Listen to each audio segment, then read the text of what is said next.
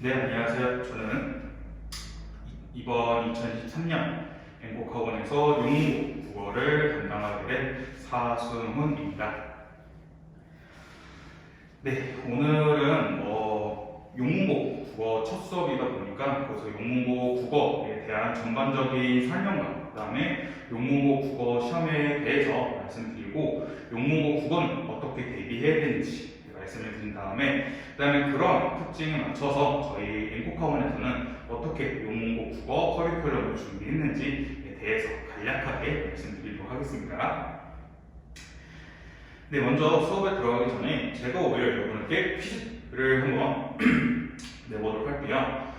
이 세 가지 질문이 있는데 잠깐 이 영상을 보시는 분들 같은 경우에는 잠깐 영상을 멈춘 다음에 이 세 가지 질문에 대해서 좀 자세히 설명해 줄 수 있다면 여러분들은 정말 완벽하게 기본 개념에 대해서 알고 있는 거지만 만약에 여러분들이 이 영상을 잠깐 멈추신 다음에 세 가지 질문에 대해서 한 문제라도 대답을 정확하게 그 다음에 꼼꼼하게 대답하지 못하신다면 아직 여러분들은 기본 개념에 대해서 잡혀있지 않은 거다 보니까 나는 이제 아직 기본 개념에 잡혀있지 않다 보니까 나는 그럼 일단은 지금 3월달, 4월달 전까지는 기본 개념에 대해서 조금 더 공부를 해야 되겠구나 먼저 그 정도 알고 계시면 좋을 것 같습니다. 첫 번째 질문으로는 시에서 화자가 표면에 드러나는 걸 어떻게 알 수 있느냐라는데 이건 아마 여러분들이 중학교 때나 아니면 예비 고일 때 국어 수업을 들으셨더라면 한 번 정도는 보셨던 선택지였을 거예요.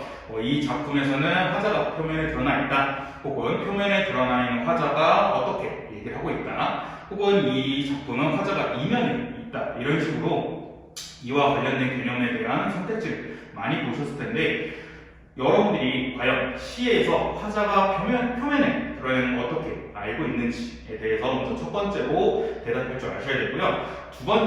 두 번째 이 객관적 상담을 정말 중학교 때부터 꾸준하게 많이 들어보셨을 거고 많이 배우셨을 개념입니다. 근데 객관적 상담물에 대해서 여러분들이 많이 들어보고 많이 접하긴 했지만 완벽하게 객관적 상담물이 무엇인지에 대해서는 대답하기 어려우신 분들 많이 계실 거예요. 그래서 그런 분들 같은 경우에는 객관적 상담물이 정확하게 무엇인지 대답할 수 없다면 아직 여러분들 객관적 상담물에 대해서 확실하게 모르는 거다.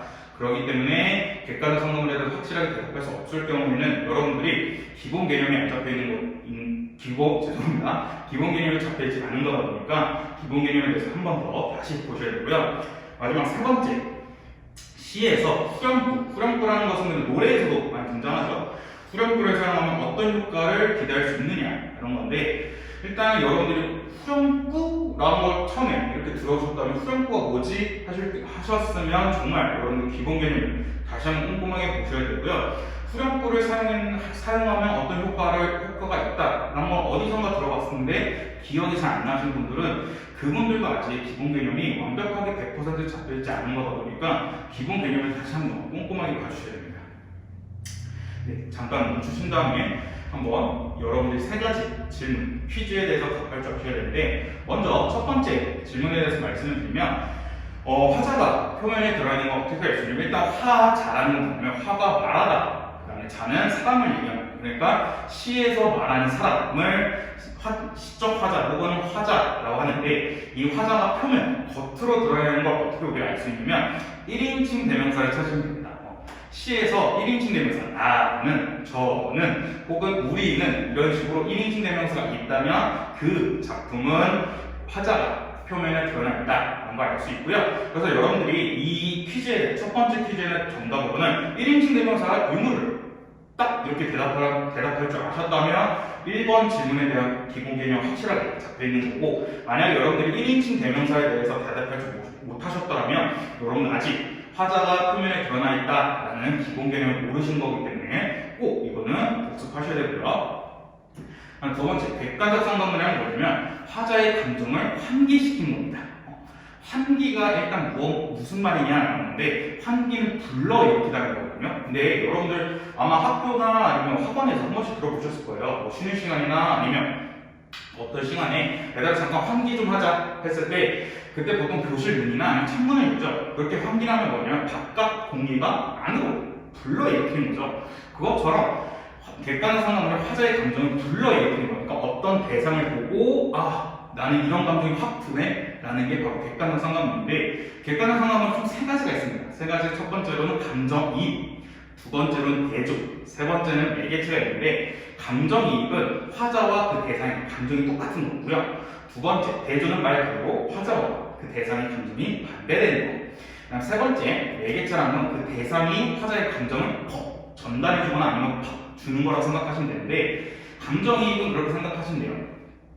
만약 제가 여자친구랑 헤어지고 나서 스타벅스 카페를 갔는데 옆 테이블에서 이제 어떤 커플이 막 싸우다가 이제 여자친구가 남자친구의 다른 데를 보고 헤어져 하면서 간 겁니다.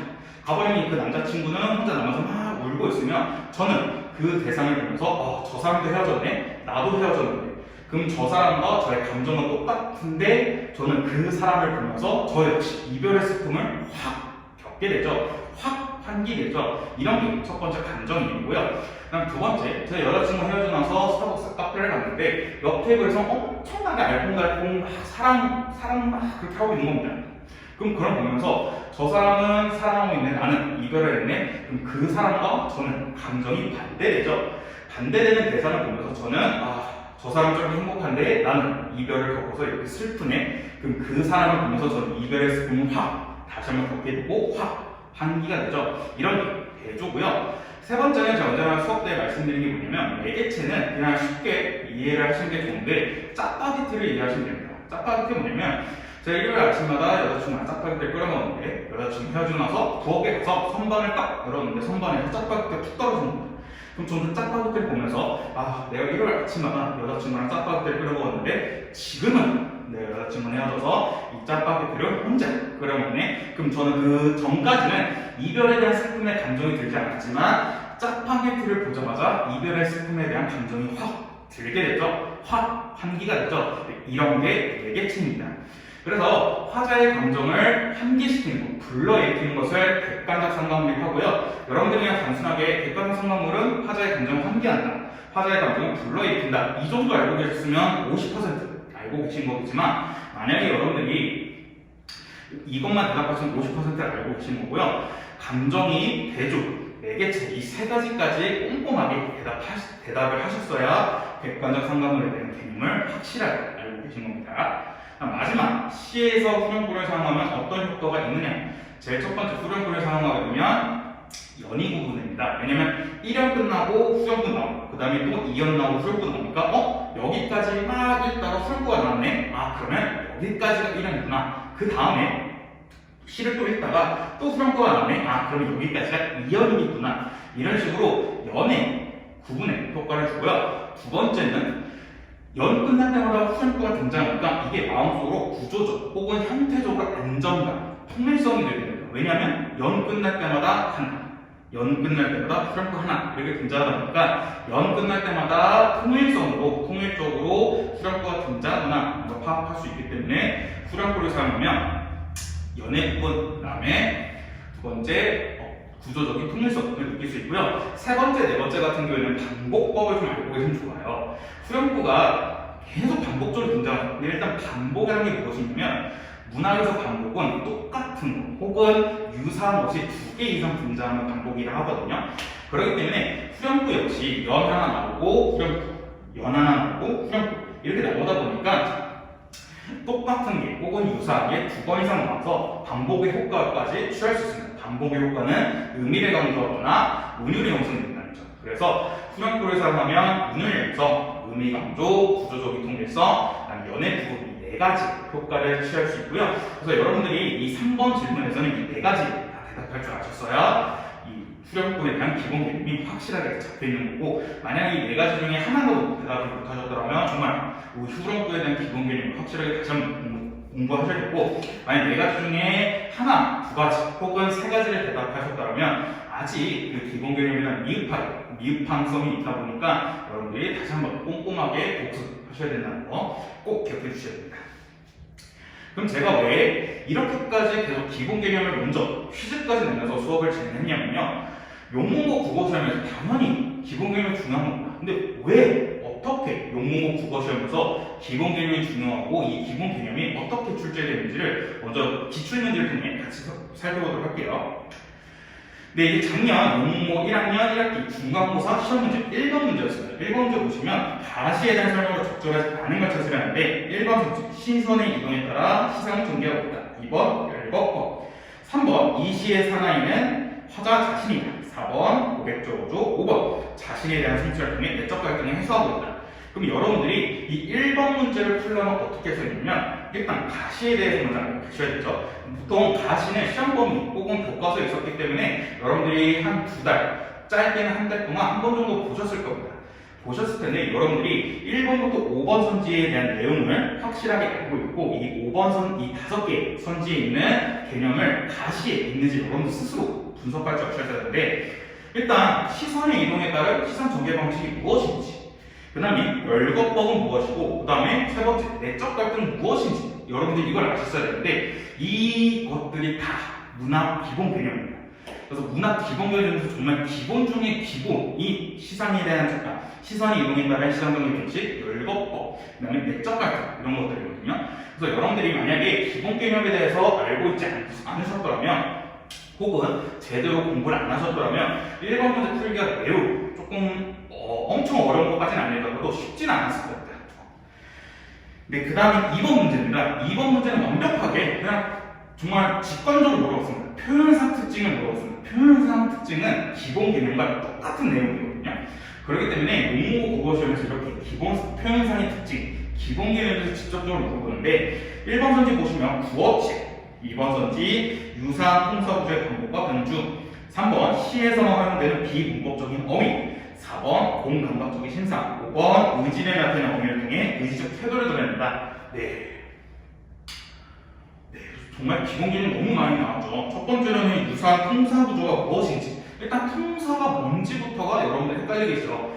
통사는 문장입니다. 그래서 유사한 문장 구조가 반복되고 또 혹은 변주까지는 변주는 조금 형태를 변화시킨 건데 그 변주가 있는지 그 다음에 시에서만 활용된 비문법적인 어휘가 아마 여러분들이 이건 한 번씩 들어보셨을 텐데 이거는 시적 허용이라고 해요. 그래서 좀 보시면 이게 조금 까다로운 문제, 좀 심화된 문제일 수도 있는 게 보통 3번에 시적 허용이 있다. 뭐 기업 부분 밑줄 친 다음에 기업인은 시적 허용을 찾아볼 수 있다. 이런 식으로 나오는데 그렇지 않고 시적 허용에 대해서 풀어 말했습니다.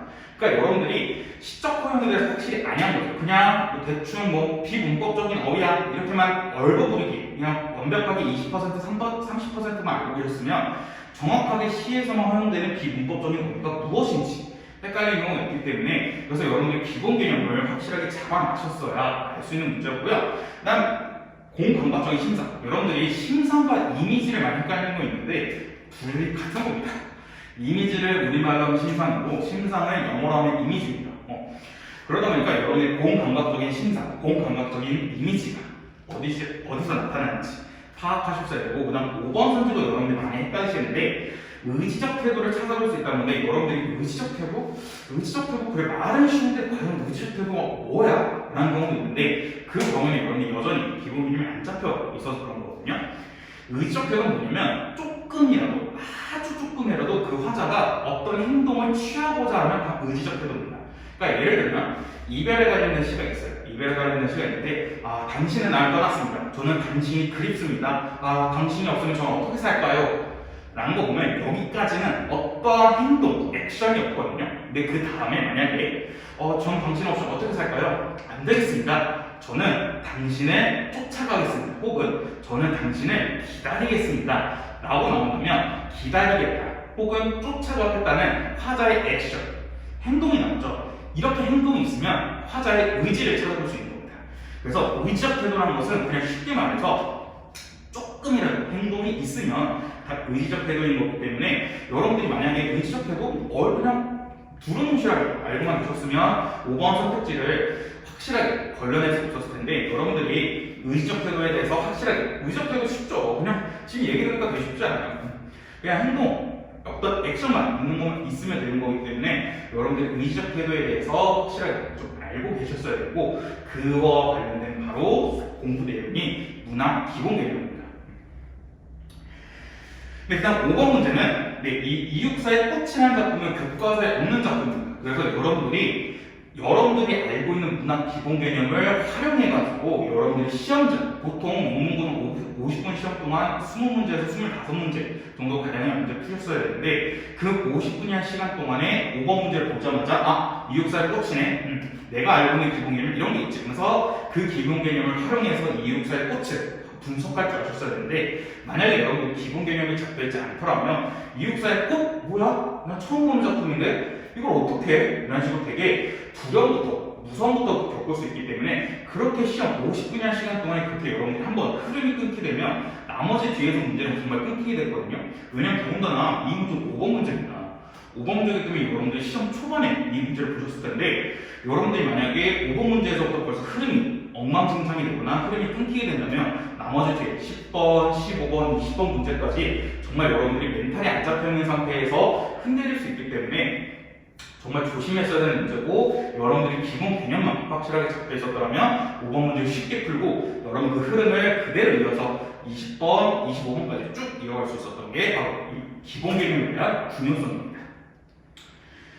네, 그래서 논문고 국어시험에 대해 조금 더 자세히 설명드리면 일단 전반적인 난이도는 어렵지 않습니다. 좀 평이한 난이도라 생각하면 될 것 같고요. 제일 첫 번째 포인트 1 기본 개념을 학습하시고 그 다음에 제일 중요한 그냥 기본 개념을 알고만 있는 게 아니라 이거를 다양한 작품에 응용할 줄 아셔야 되고요. 두 번째, 이 기본 개념을 응용해서 여러분들이 작품을 그때그때 분석할 줄 아셨어야 되고 마지막 세 번째, 추론력을 요구하는 수능형 문제가 이 용문고 시험에서 가장 중요합니다. 용문고 국어 시험은 단순 암기에서 푸는 내신형 문제보다는 여러분들 스스로 작품을 분석하고 응용할 줄 아느냐라는 그 능력을 요구하는 문제가 바로 수능형 문제인데 수능형 문제가 많이 출제되는 게 바로 용문고 국어 시험이기 때문에 여러분들 꼭 알고 계셨어야 되고요. 네, 그래서 저희 엠포파원 이번에 2023년 엠포파원에서는 저희 어떻게 용문고 1학년 국어 수업을 준비했는지 제일 첫 번째 기본 개념에 대해서 확실하게 수업을 진행할 겁니다. 지금 이제 3월 4일부터 진행할 텐데 3월 4일부터 저희가 3월 23일 학년평가 전까지 이 3주간의 수업 동안에는 문화, 독서, 문법에 대한 전반적인 기본 개념을 한번 쭉 볼 거고요. 그 기본 개념을 단순하게 그냥 알고만 있는 게 아니라 여러분들이 그 기본 개념을 응용하고 활용할 수 있도록 도와드릴 텐데 그 응용과 활용을 어디서 할 거냐면 여러분들 교과서에서 할 겁니다. 여러분들 1학년 국어 교과서 보시면 문학 작품도 있고 독서도 있고 화법과 전문도 있고 문법도 있습니다. 그래서 근데 보통 교과서에 현대시는 한두 작품 그 다음에 현대소설도 한두 작품, 고전문학도 한 3작품, 4작품 정도 있는데 그 작품들을 전체적으로 한 번 더 3월달 학년평가 전까지는 우리가 배운 기본 개념을 응용할 수 있도록 그 작품에 한번 연습할 거고요. 마지막 세 번째, 아까 말씀드렸던 것처럼 단순하게 시작 허용 이렇게만 알고 있는 게 아니라 시작 허용과 관련된 개념 그 다음에 또 시상 전개 방식도 선경호정도 있고 공간 이동도 있는데 그 선경호정과 공간 이동이랑 관련된 심화 개념도 한 번 더 좀 볼 거고요. 그렇게 해서 좀 고난이도 문제까지 또 대비를 할 거고 마지막 네 번째가 제일 중요할 수 있다고 생각하는데 확인학습 시간이 있습니다. 확인학습 시간은 뭐냐면 저희가 매주 오후 2시부터 5시 반까지 총 3시간 반이라는 정규 수업을 진행할 텐데 이 수업 때 여러분들이 제가 매주 숙제를 드릴 거예요. 근데 숙제 확인을 정규 수업 때 하다 보면 여러분들 진도에 대해서 조금 시간이 뺏기게 되고 무엇보다 보통 한 반에 5명, 6명 혹은 많게는 7, 8명까지 듣는데 그 학생들의 제가 숙제 확인을 일일이 하다 보면 정규 수업이 너무 뺏기게 되다 보니까 아무래도 숙제 확인은 전반적으로 할 수밖에 없어요. 근데 전반적으로 하게 될 경우에는 여러분들이 놓치고 가는 부분이 너무 많습니다. 숙제에서. 그러다 보니까 1대1로 제가 여러분한테 개인적으로 질문도 하고 여러분이 저한테도 제일 좋은 걸 여러분이 저한테 개별적으로 질문하는 거죠. 그래서 그런 시간을 가질 수 있도록 확인학습 시간을 가질 거고 또 확인학습 시간을 통해서 또 추가적으로 문제까지 드릴 겁니다. 왜냐하면 저희가 일단은 전반적인 기본 개념을 할 텐데 이 기본 개념을 빨리 습득하는 학생들은 심화 개념에 대해서 또 볼 수 있는 심화 문제도 드릴 거고 혹시나 기본 개념을 잘 안 잡혀 있는 학생들 같은 경우에는 기본 개념부터 일단 연습하는 게 중요하다 보니까 기본 개념에 대한 문제까지 좀 개별적으로 숙제도 드리고 숙제 확인하기 위해서 저희가 확인학습 시간을 짧게는 30분, 정말 길게는 1시간에서 1시간 반, 정말 길게는 2시간까지 진행할 예정이어서 확인학습 시간이 제일 중요하다 할 수 있겠습니다. 왜냐하면 기본 개념을 꾸준하게 배우는 것도 중요하지만 이 기본 개념을 확실하게 알고 있는지, 꼼꼼하게 알고 있는지 확인하는 게 필요하기 때문에 그 확인을 위한 시간, 확인학습 시간을 꼭 진행할 거고요. 네, 그래서 영문고 국어 기본 개념 어떻게 수업 진행할 거냐면 이런 식으로 제가 이제 자체적으로 만든 개념 교재를 통해서 수업을 진행할 거고, 그 다음에 이 개념을 적용할 수 있도록 여러분 교과서에 있는 작품, 이게 윤동주의 자화상의 작품인데 이 윤동주의 자화상에 여러분들이 스스로 기본 개념을 응용하고 연습할 수 있도록 수업을 진행할 예정입니다. 네, 여기까지가 저희 용문고 1학년, 2023년 용문고 1학년 1학기 국어 수업에 대한 오리엔테이션이었는데요. 일단은 국어의 장점이라 할 수 있는 게 국어는 그 학년이 올라가면 올라서 추가되는 개념이 많지는 않습니다. 물론 추가된 개념이 당연히 있을 수 있겠지만 문학에 대한 기본 개념이 저희가 이제 3월달에 총 120개 정도 되는 개념을 수업을 할 텐데 이 120개 정도 개념을 여러분들이 확실하게 알고 계시면 이거는 고등학교 3학년 때까지 확실하게 도움이 되거든요. 그래서 여러분들이 고등학교 1, 2학년 때 문학 기본 개념에 대해서 확실하게 탄탄하게 잡아놔야 고등학교 3학년 가서도 무너지지 않는 국어 성적을 받을 수 있을 겁니다. 그렇기 때문에 저희 이번 2023년 목표는 무너지지 않는 국어입니다. 그래서 고등학교 3학년 때까지 여러분들 지금 고등학교 1학년 때 혹은 2학년 때 배운 국어 기본 개념, 이 국어 실력을 그대로 이어가가지고 고등학교 3학년 때까지 무너지지 않는 국어 실력을 제가 만들어 드리겠습니다. 네, 그래서 여기까지가 2023년 용문고 1학년 1학기 국어 수업에 대한 오리엔테이션이고요. 네, 저희 이제 정규 수업 진행하도록 하겠습니다.